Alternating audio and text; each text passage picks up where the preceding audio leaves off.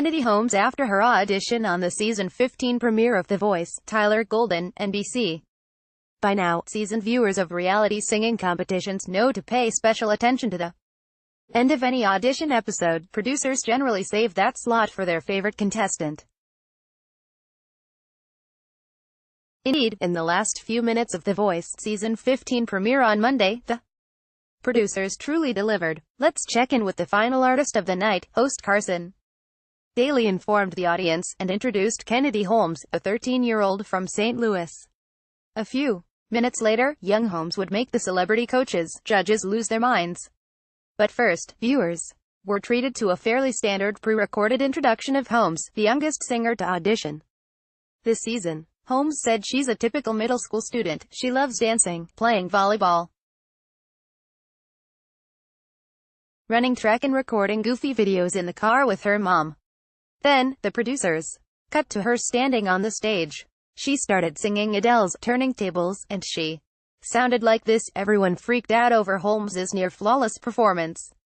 All four judges slammed their buttons so the chairs could spin around, and they prepared to fight it out to persuade Holmes to join their respective teams. Holmes's parents and brother, standing to the side of the stage, were stunned. The coveted four-chair turn on The Voice is one thing, but it's highly unusual for a contestant to inspire such an intense reaction, particularly from jaded celebrities who have been on this show for years.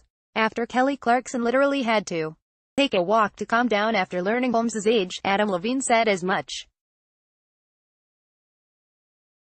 Very, very rarely does someone come around that kind of reignites our passion for what we do. And to hear you sing today did that, Levine said.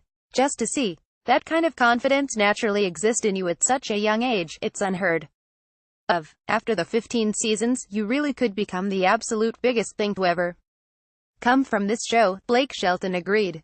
Let me be the first to thank you for coming to The Voice, 'cause our ratings are going to shoot through the roof this evening. I think you are the best vocalist that has auditioned this year, he said. I want you to pick me as your coach so you can teach me how to sing like that. Clearly, the producers knew they had something special. A week before the premiere, they released a preview of Holmes's audition, though they cut it off when she was about to choose her coach.